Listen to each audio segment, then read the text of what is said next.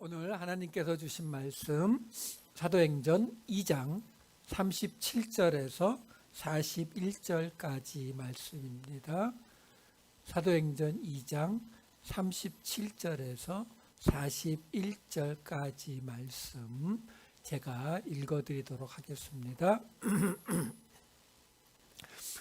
그들이 이 말을 듣고 마음에 찔려 베드로와 다른 사도들에게 물어 이르되 형제들아 우리가 어찌할꼬 하거늘 베드로가 이르되 너희가 회개하여 각각 예수 그리스도의 이름으로 세례를 받고 죄 사함을 받으라. 그리하면 성령의 선물을 받으리니 이 약속은 너희와 너희 자녀와 모든 먼 데 사람 곧 주 우리 하나님이 얼마든지 부르시는 자들에게 하신 것이라 하고 또 여러 말로 확증하며 권하여 이르되 너희가 이 패역한 세대에서 구원을 받으라 하니 그 말을 받은 사람들은 세례를 받음에 이 날에 신도의 수가 3,000이나 더하더라. 아멘. 예, 사도행전 다시 들어갑니다. 오늘 첫 금요 예배 드디어 시작되는 구원이라는 제목으로 우리 이 말씀들을 보겠습니다. 지난주에 베드로의 첫 번째 설교, 오순절 성령이 내린 그 자리에서 있었던 베드로의 첫 번째 설교를 들었습니다. 베드로는 세 번의 구약의 인용을 통해서 요엘서와 시편 두 군데를 통해서 복음의 가장 근본적인 본질에 해당되는 이 부분들을 언급해 주었어요. 자, 그 이야기가 다 끝나니까 반응이 어떻게 나왔는가? 지금 읽었던 본문의 맨 앞부분 다시 보겠습니다. 37절과 38절. 그들이 이 말을 듣고 마음에 찔려 베드로와 다른 사도들에게 물어 이르되 형제들아 우리가 어찌할꼬 하거늘 베드로가 이르되 너희가 회개하여 각각 예수 그리스도의 이름으로 세례를 받고 죄 사함을 받으라. 그리하면 성령의 선물을 받으리니. 자, 우리가 이 사도행전의 본격적인 내용에 들어가기 전에 지금 서론은 끝났지만 앞부분을 조금 더 자세히 보고 있어요. 왜 그러느냐면 이전에 보았던 베드로 전서라든가 다른 책들에 비해서 이 사도행전이라고 하는 책은 이제 이방인들에게 복음이 전파되어 가는 그 시작점이거든요.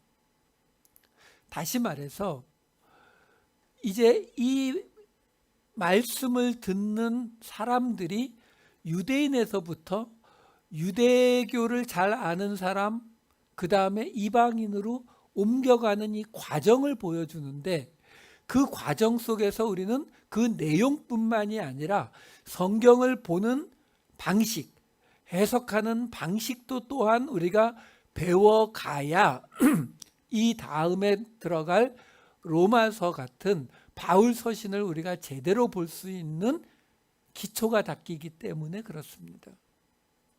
자, 우선 베드로의 설교를 들은 이 사람들이 마음에 찔려서 우리가 어찌할꼬 하면서 한탄을 했다는 이야기로 오늘 이야기가 시작이 됩니다. 그런데 마음에 찔려서 우리가 어찌할꼬라고 말했고 베드로가 뭐라고 하냐면 회개하고 성령을 받으라라고 이야기했으니까 이들은 예수님을 이제 믿게 되었고 구원받은 것이다 라고 우리가 생각할 수가 있어요. 그런데 그렇게 보기에는 아직은 그렇지 않은 부분들이 더 많이 나타난다라는 겁니다. 무슨 이야기냐면 여기서 지금 이 사람들이 누구예요? 우리가 앞에서 보았듯이 성령이 내렸던 그 자리에 있었던 15개 지역으로 표현되었던 많은 지역에서 온 누구요? 경건한 유대인들 그리고 유대교에 들어간 사람들, 그 사람들이에요. 그 사람들이 지금 베드로의 이야기를 듣고 마음에 찔렸단 말이에요. 예수 그리스도의 복음을 이해했다고요? 아니요. 아직 그 수준이 아니에요. 이들의 마음에 찔린 건 뭐였어요? 지난주에 말씀드렸던 2장 23절의 말씀이었죠. 2장 23절. 그가 하나님께서 정하신 뜻과 예수님이 미리 아신 대로 내준 바 되었거늘 너희가 법 없는 자들의 손을 빌려 못 박아 죽였으나. 이 부분이라고요. 법 없는 자가 뭐라고 했어요? 율법이 없는 자 곧 이방인들. 유대인들에게 있어서 이방인들에게 같은 형제인 유대인을 넘겨주어서 그들로 하여금 나무에 매달려 죽게 한, 신명기에 나오듯이 저주받아 죽게 만들었다라는 것 자체가 이미 율법을 어긴 거거든요. 그래서 베드로가 지금 이 첫 번째 설교를 통해서 너희들이 예수 그리스도를 죽인 그 방식 자체가 너희가 율법을 어긴 죄다, 이 말을 했기 때문에 이들이 지금 찔렸다고요. 그러니까 묻는 거예요. 왜? 율법을 어겼으니까 그 죄를 어떻게 해서든지 해소를 시켜야 되잖아요. 성전에 가서 제사를 드리든 어떻게 해야 되니까 우리가 어찌할꼬 하고 물었다고요. 그랬더니 베드로의 대답이 뭐였어요? 성전에 가서 제사 드리라는 것이 아니라 회개하여 예수 그리스도의 이름으로 세례를 받고 죄 사함을 받으라, 이렇게 말하더라라는 거죠. 자, 여기서 역시 이 사도행전 두 번째 시간에 제가 성령의 복음이라는 제목으로 설교할 때 이 성령 세례라는 것, 성령과 불로 세례를 받으리라 말씀하셨던 누가복음 3장 15절 말씀의 의미가 무엇인지를 분명히 설명을 해드렸어요. 여기서 지금 그 이야기가 다시 나오거든요. 베드로가 뭐라고 이야기하냐면 예수 그리스도의 이름으로 세례를 받으라.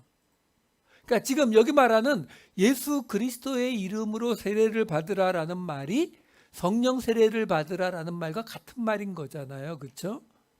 자, 그러면 예수 그리스도의 이름으로 세례를 받는다는 건 정확히 무슨 의미냐라는 거예요.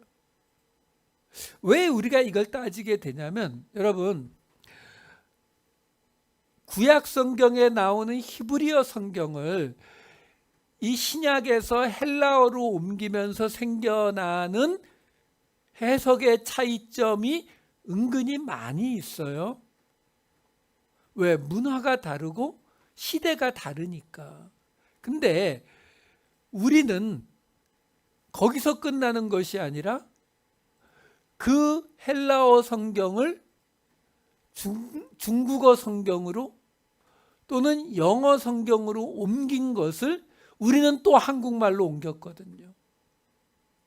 그러다 보니까 한글 성경을 보는 우리가 또 갖는 오해점들이 있어요. 그 가장 큰 오해가 뭐냐면 바로 이 세례라는 말이에요. 세례 하면은요, 제가 사전을 찾아보니까 세자가 뭐냐면 씻을 세자예요. 세수, 그렇죠? 세척, 씻을 세자. 그리고 예는 예의, 도의를 뜻하는 예자죠. 그래서 네이버 사전을 찾아보니까 세례에 대한 설명이 뭐라고 나오느냐면은 입교하는 사람에게 모든 죄악을 씻는 표로 시행하는 의식, 이렇게 나와요. 예, 세례라는 말 자체를 놓고 보면은 씻을 세자에다가 예법 예자니까 씻는 것을 보여주는 예식 맞잖아요. 자, 문제는 성령 세례를 설명해 드릴 때 성령과 불로 세례를 준다. 그 세례가 정확히 무슨 의미라고요? 심판. 왜 심판이라고요? 세례의 정확한 의미. 세례라는 말의 헬라어 단어는 밥티조라는 단어예요. 이 밥티조라고 하는 단어의 뜻이 본래 어디서 온 단어냐면은 물에 잠기다, 물에 덮이다의 뜻을 가진 단어예요. 씻다의 뜻이 아니라고요. 그러니까 물에 잠기다, 물에 덮이다 하면 뭐예요? 물에 빠져 죽었다. 그러니까 세례는 죽었다라는 의미예요. 그래서 히브리서에 나오듯이 세례가 뭐라고요? 홍해바다 건너온 그 속에서 모세에게 속하여 세례받았다라고 설명을 하잖아요. 왜? 그 바다 가운데를 건너온 그 사건이 물속에 들어갔다 나온 사건, 죽었다가 다시 살아난 사건으로 설명해 주고 있는 거거든요. 근데 이걸 우리 한국말에서, 중국어에서 온 거지만 세례, 씻을 세자를 쓰다 보니까 우리는 세례를 받는다라고 하면은 우리의 더러운 죄를 씻어버린다라는 느낌을 먼저 받게 된다고요. 그럼 뭐가 문제냐고요? 세례는 무슨 의미라고요? 우리의 옛사람이 죽고 새 사람으로 부활하는 사건을 상징해 주는 것이 세례인데, 그 얘기는 뭐예요?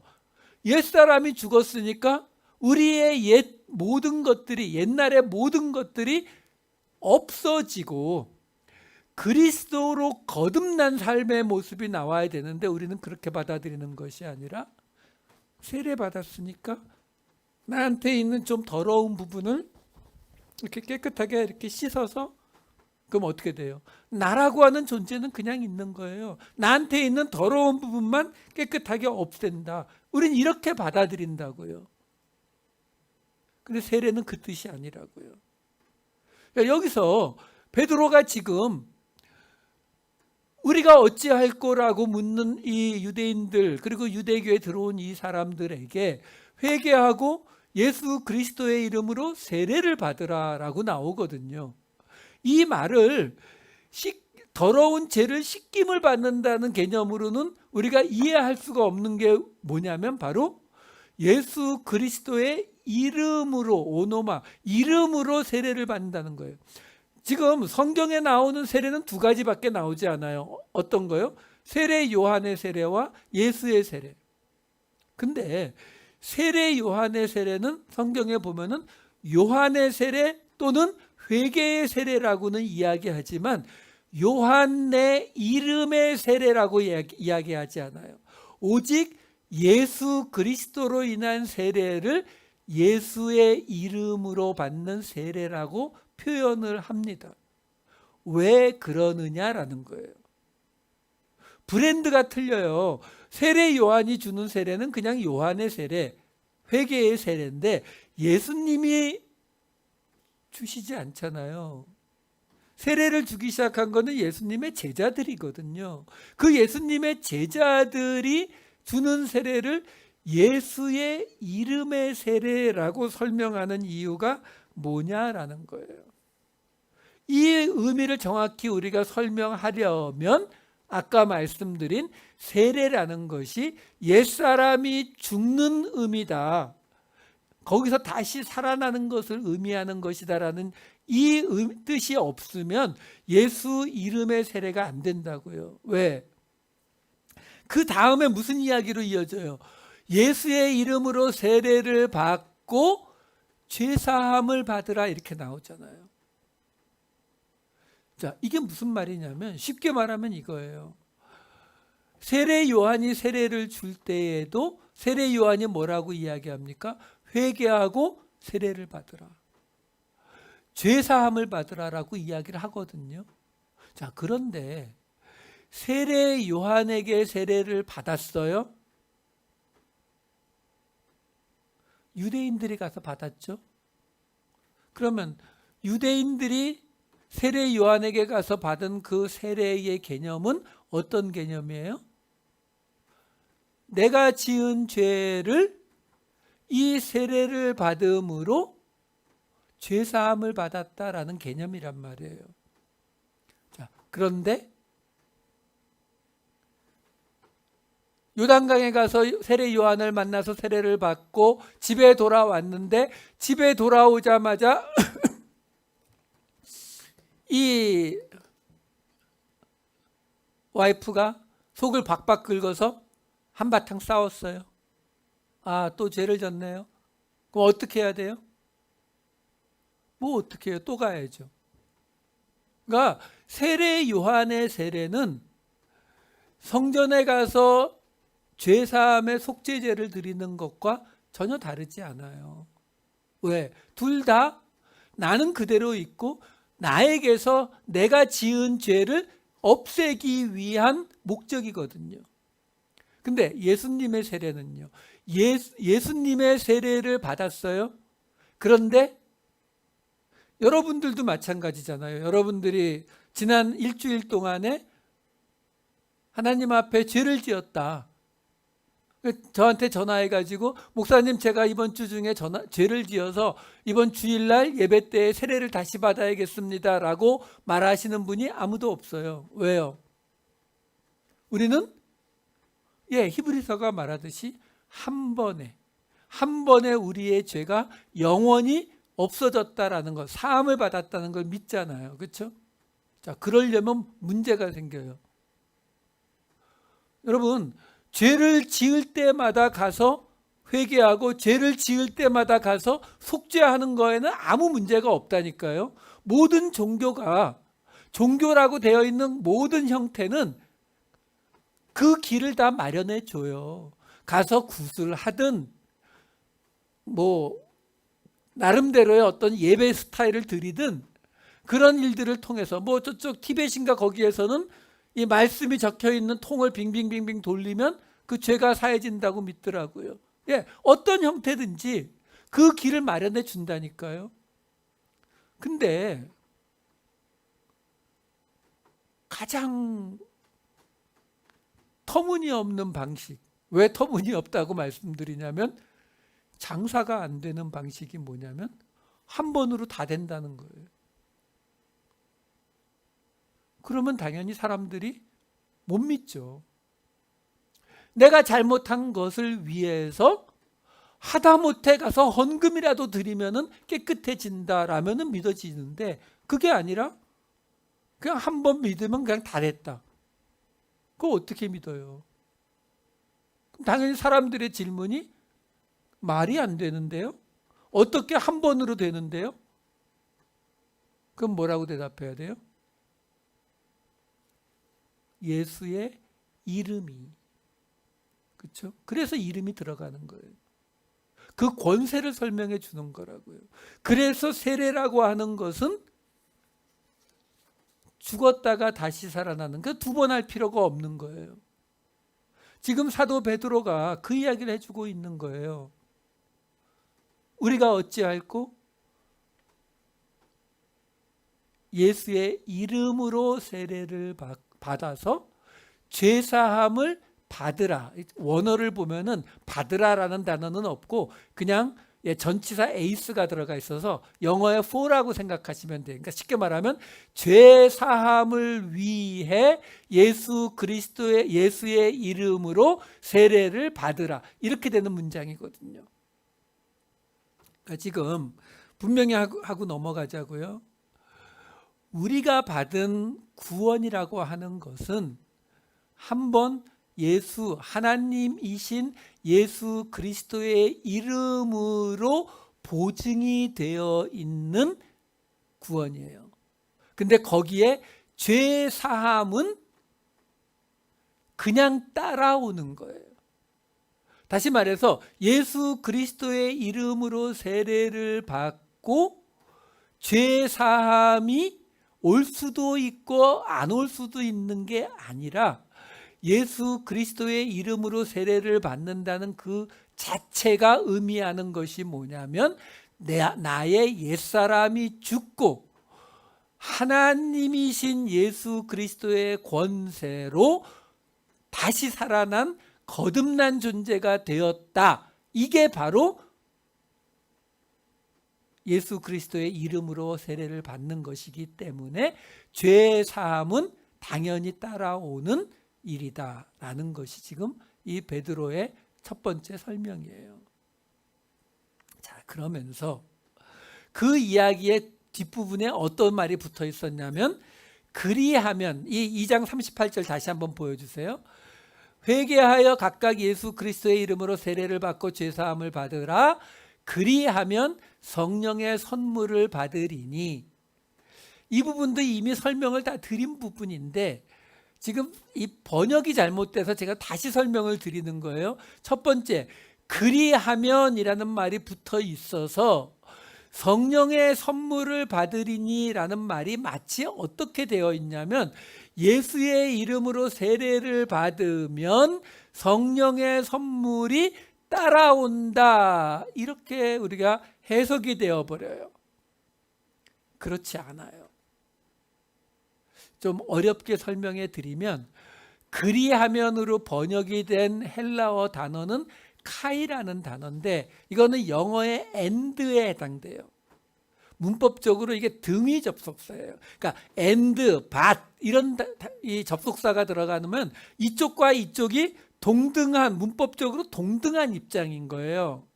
그렇지 않고 여기에 예를 들어서 뭐 after, before, when 이런 단어가 들어가면 이걸 종속 접속사라 그래요. 무슨 말이냐면 오늘 영화를 보러 갈 거야, 비가 오지 않으면, 이렇게 되게 되면은 비가 오지 않으면이라고 하는 이 문장은, 이 부사절은 이 영화를 보러 갈 거야라는 이 주절에 종속되어 있는 거라고요. 그러니까 이 두 가지는 함께 일어나는 일이 되는 거죠. 근데 오늘 본문에 나오는 예수 그리스도의 이름으로 세례를 받고 죄사함을 받으라, 그리고 성령의 선물을 받아라, 이렇게 되는 거거든요. 그러니까 이 둘은 떨어진 이야기예요. 독립적으로 존재하는 이야기라고요. 같이 벌어지는 일이 아니에요. 이걸 그리하면이라고 종속 접속사로 번역을 해버리는 바람에 뒤에 나오는 성령의 선물을 받으리니, 성령의 선물, 성령의, 이게 소유격이거든요.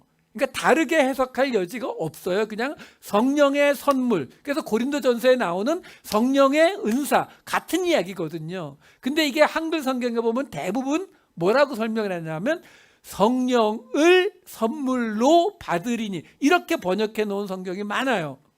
왜 그렇게 번역을 했냐면 접속사를 그리하면이라고 번역을 해버려서 그래요. 그러니까 예수의 이름으로 세례를 받고 죄사함을 받으면 성령을 선물로 받을 거야, 이렇게 해버린다고요. 아니요, 우리가 전에도 이미 보았지만 빌립이 사마리아에 가서 전도했을 때에 그곳에 갔던 이야기가 사도행전 8장 15절에서 17절에 나오거든요. 거기 보면은 15절, 그들이 내려가서 그들을 위하여 성령 받기를 기도하니 이는 아직 한 사람에게도 성령 내리신 일이 없고 오직 주 예수의 이름으로 세례만 받을 뿐이더라.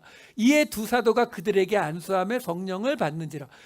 예수의 이름으로 세례를 받는 것과 성령을 받는 게 완전히 분리되어 있는 걸 보여주잖아요. 이거는 고넬료의 사건도 똑같았다고 말씀드렸어요. 사도행전 10장 44절과 47, 48절. 베드로가 이 말을 할 때에 성령이 말씀 듣는 모든 사람에게 내려오시니 이에 베드로가 이르되 이 사람들이 우리와 같이 성령을 받았으니 누가 능히 물로 세례 베품을 금하리요 하고 명하여 예수 그리스도의 이름으로 세례를 베풀라 하니라. 그들이 베드로에게 며칠 더 머물기를 청하여. 여기도 보면은 여기는 사마리아의 사건과는 정반대로 성령이 먼저 내려왔고 그리고 베드로가 예수의 이름으로 세례를 주었다라고 나오잖아요. 그러니까 이 두 가지는 분명히 구별되어 있어요. 자, 이게 뭘 의미하게 되냐면 우리는 성령의 선물, 성령을 선물로 받는 게 아니에요. 무슨 성령 하나님이 무슨 선물이에요? 아니라고요. 성령의 선물을 받는데 그 성령의 선물이 뭐예요? 고린도전서 12장 8절에서 10절에 우리가 잘 아는 것들이 나오죠. 어떤 사람에게는 성령으로 말미암아 지혜의 말씀을, 같은 성령으로 지식의 말씀을, 같은 성령으로 믿음을, 성령으로 병 고치는 은사를, 능력 행함을, 예언함을, 영들 분별함을, 방언 말함을, 방언들 통역함을 주시나니. 9가지 나왔네요. 자, 여러분, 우리가 어떤 오해를 하냐면 우리가 예수 그리스도의 이름으로 세례를 받을 때에 성령의 선물을 자동으로 받는다라고 생각을 하시면 안 된다고요. 독립된 거니까. 그 말은 뭐냐면 우리 중에 여러분 고린도전서 12장에 나오는 성령의 은사들이 9가지가 나왔잖아요. 그런데 우리가 생각하지 않는 게 뭐냐면 사도 바울은 여기 나오는 이 9가지가 성령이 주시는 모든 은사라고 말한 적이 없어요. 이건 지금 고린도 교회에게 주시는 내용이에요. 무슨 말이냐면요, 지금 예수 그리스도의 이름으로 세례를 받으면 그러면 성령의, 이게 아니라고요. 예수 그리스도의 이름으로 세례를 받는 것, 그리고 별도로 성령의 선물을 우리가 받는다고요.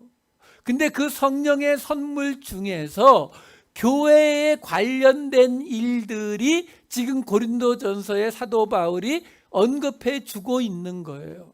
이것 외에 성령의 선물이 있을 수 있느냐? 당연히 있어야 돼요. 무슨 말, 왜요? 그렇지 않으면 이 이야기는 지금 뭘 얘기하는 거라고요? 예수 그리스도의 이름으로 세례를 받는 것, 곧 옛사람이 죽는 거예요. 근데 옛사람이 죽고 새 사람으로 거듭났는데 그 새 사람으로 거듭난 사람에게 주시는 성령의 능력, 성령의 선물은 다 교회 안에서 행하는 일들에게만 연관되어 있어요. 방언하고 방언 통역하고 영들 분별하고 병 고치고 지식의 말씀, 지혜의 말씀에만 해당이 됩니까? 그러니까 세상에서 우리가 사는 그리스도인으로서 사는 데에는 아무 상관이 없는 게 성령의 선물이에요. 그러면 우리의 옛사람이 죽고 새 사람이 살았다는 이야기도 우리의 전 존재가 죽은 게 아니라 우리 안에서 하나님 믿고 교회 다니는데 필요한 것만 죽은 거잖아요. 그런 건가요?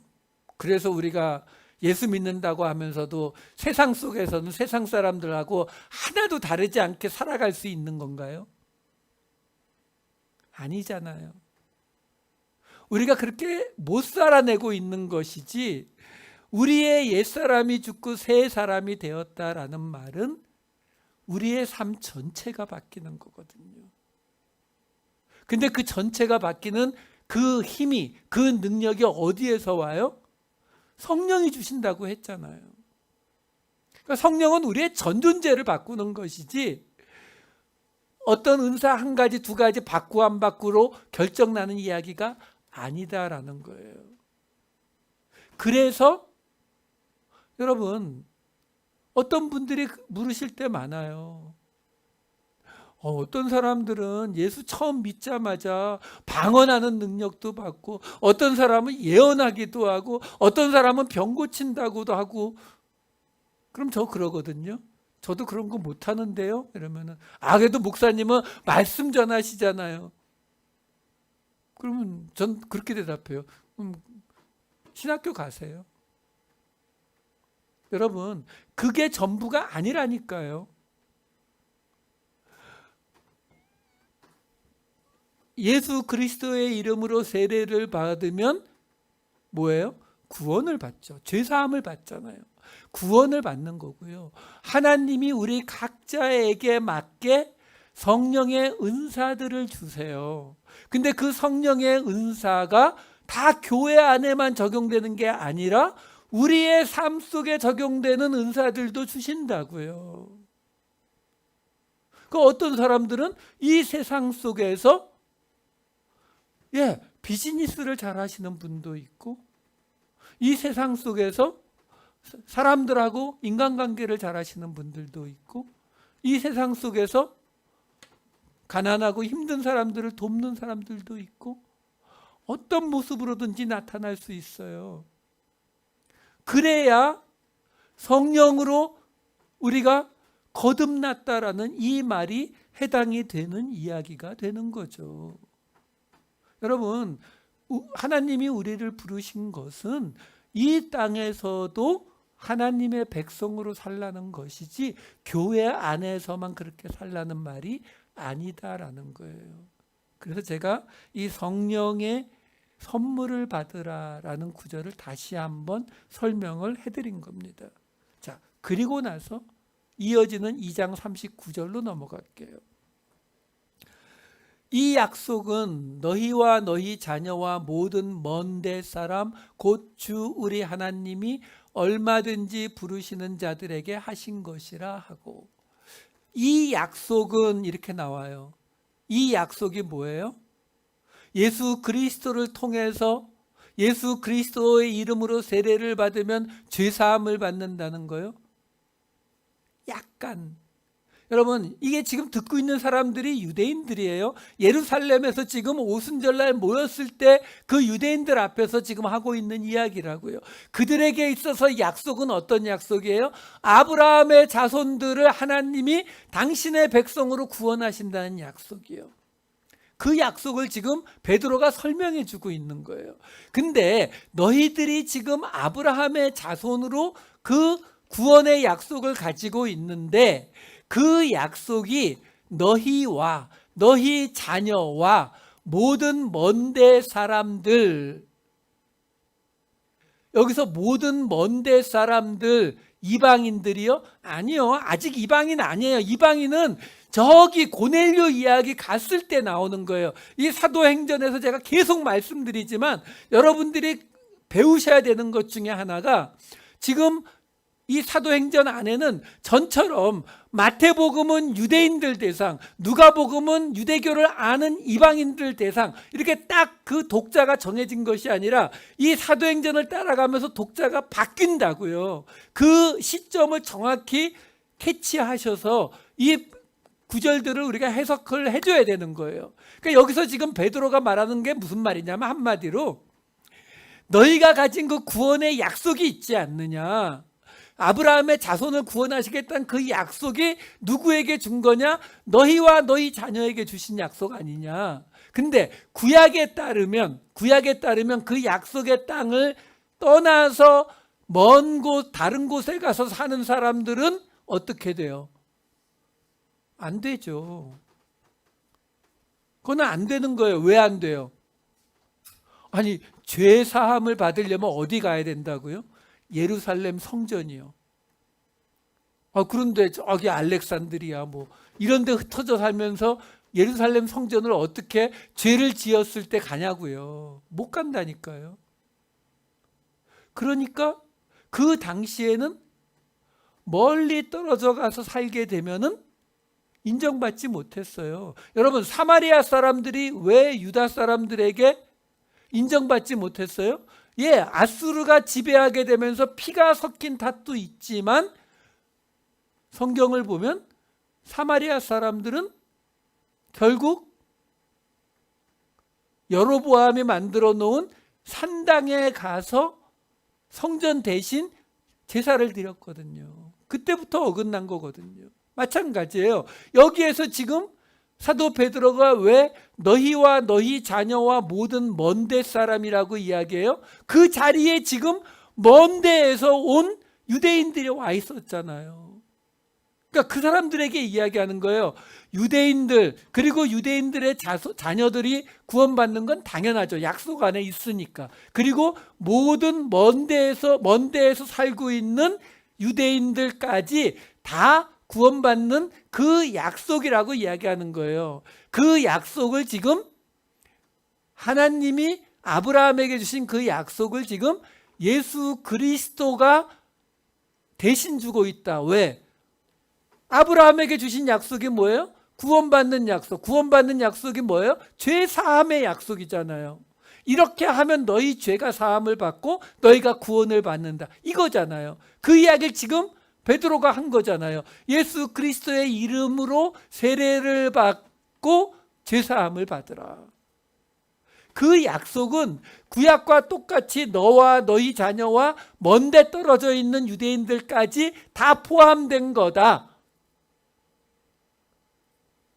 너무 좋죠? 근데 거기에 하나 플러스 해놓는 게 있는 거예요. 뭐냐면 곧 주 우리 하나님이 얼마든지 부르시는 자들에게 하신 것이라. 자, 이 구절이 해석이 굉장히 어렵습니다.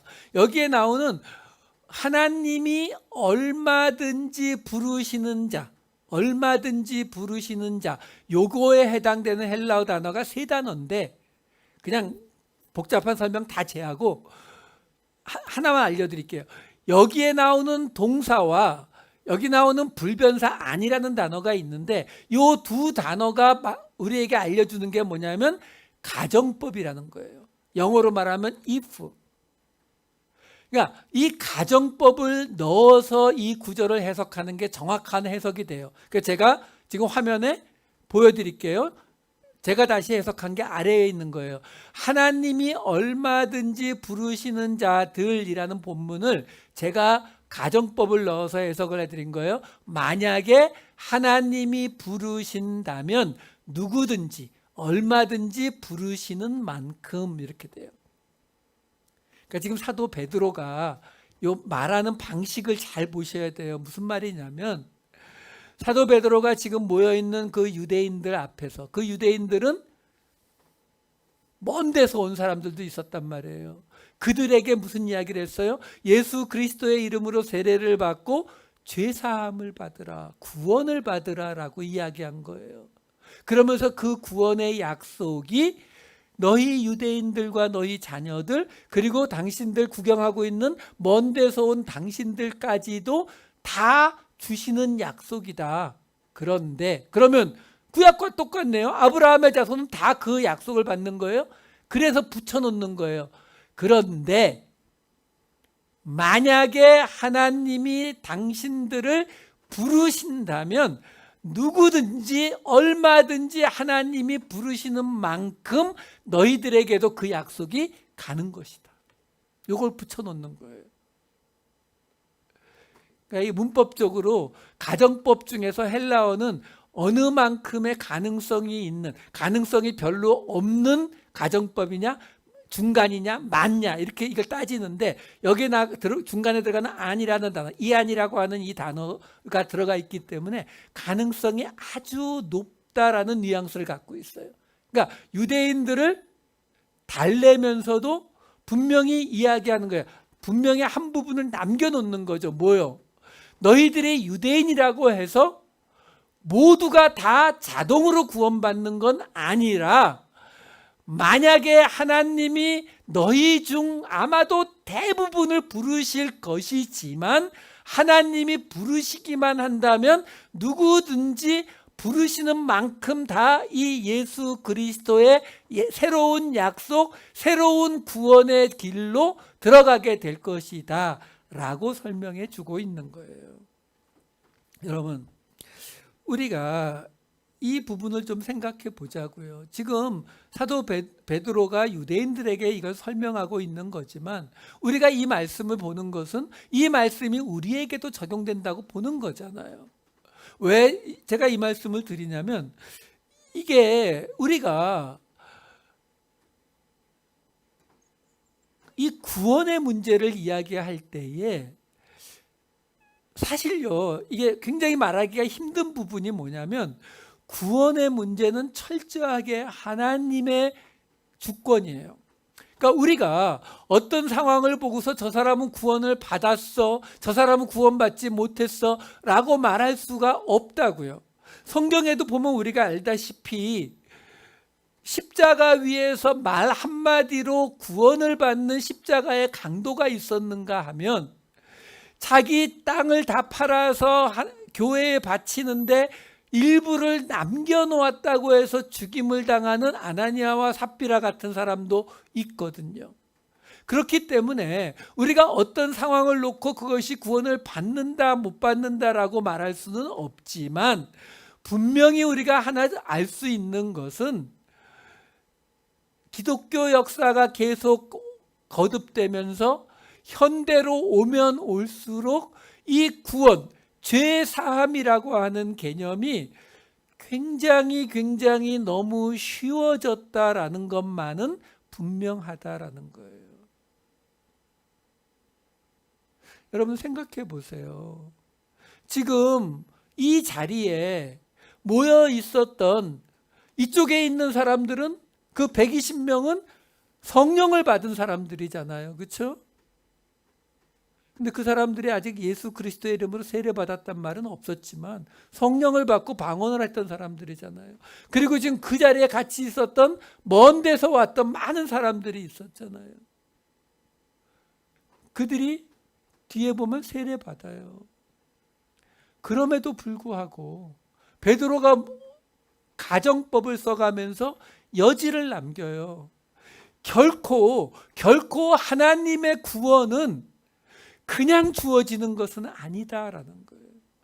내가 교회를 다니니까, 내가 집사가 되고 장로가 되고 목사가 되었으니까, 내가 이만큼 헌신했으니까 구원은 당연히 받은 거지 라고 생각할 수는 없다라는 거예요.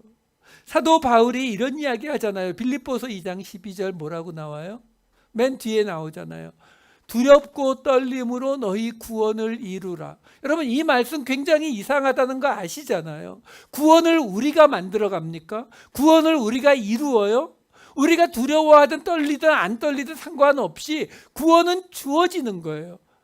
예수 그리스도의 은혜로 주어지는 거거든요. 근데 사도 바울이 왜 이런 이야기를 했어요?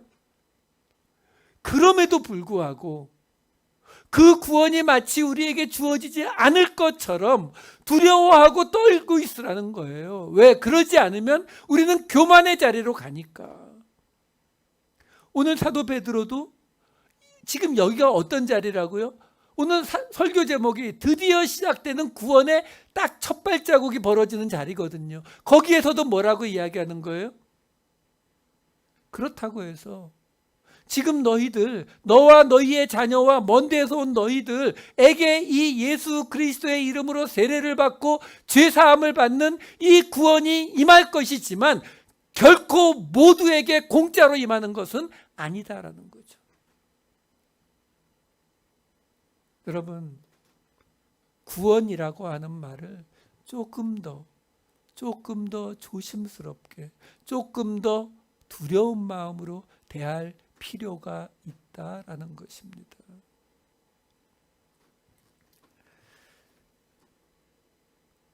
그 다음에 이어지는 말씀은 다음 주에 2편으로 연결해서 설명을 해드릴게요. 분명히 우리가 아는 것은 예수 그리스도의 은혜의 구원이 시작되는 이 자리에서도 우리에게 말해주는 것은 예수 그리스도의 이름으로 세례를 받는다는 것과 성령의 은사를 받는 것은 분리되어 있다는 것. 예수 그리스도의 죄사함의 약속이 주어지지만 그것이 무조건 다 주어지는 것은 아니라는 것. 하나님이 부르실 때에, 만약에 하나님이 너희를 부르시기만 한다면 얼마든지 누구든지 구원을 받겠지만 그것이 자동으로 주어지는 것은 아니다라는 것. 이것이 우리에게도 똑같이 임하는 거예요. 여러분, 예수를 믿자마자 구원받는 게 맞습니다. 하지만 그것이 우리의 모든 믿음이 완성된다는 뜻은 아니에요. 우리의 모든 걸어갈 길이 다 이루어졌다라는 뜻은 아니다라는 것입니다. 여러분, 성경에는 이런 개념이 굉장히 많이 있어요. 이미 이루어졌다. 근데 아직 이루어지지 않았다. 이런 설명들이 계속 나오는 이유는 우리는 항상 하나님의 입장에서는 단번에 이루신 우리의 구원이지만 우리의 입장에서는 두려워하면서 떨면서 혹시라도 우리가 그 자리에서 떨어질까를 두려워하면서 겸손한 모습으로 이 구원의 길을 따라가라라는 것이 동시에 존재한다라는 것입니다. 사도행전 전체의 이야기가 유대인에서 이방인들까지 단계적으로 퍼져나가는 모습을 보여주는 것처럼 유대인들도, 그리고 베드로, 사도들도, 그리고 우리도 단계적으로 자라나가는 것이 바로 믿음이고 구원의 이야기가 된다라는 것입니다. 이 구원의 이야기를 따라가는 동안 우리를 향한 그 하나님의 마음 안에 조금씩 더 많이 들어가게 되시는 저와 여러분 되시기를 우리 주님의 이름으로 축원드립니다. 기도하시겠습니다. 사랑이 많으신 아버지 하나님, 베드로 사도의 설교를 듣고 죄를 고백했던 사람들이 있었습니다. 그의 증명과 그의 권함을 듣고 세례를 받게 될 사람들의 이야기가 뒤에 남아 있습니다. 아버지 하나님, 그 어떤 것도 우리에게 당연한 것은 없음을 깨닫게 하여 주시옵소서. 그 어떤 것도 우리의 권리로, 우리의 자격으로 받을 수 있는 것이 아니라 하나님이 주시는 은혜로만 주어지는 것임을, 그래서 우리가 받은 그 성령의 선물이 어떤 것이든, 작은 것이든 큰 것이든 천한 것이든 귀한 것이든 하나님 앞에 감사로만 나아가는 우리 모두가 되게 하여 주시옵소서. 감사드리옵고 이 모든 말씀 우리 주 예수 그리스도의 이름으로 기도하옵나이다. 아멘.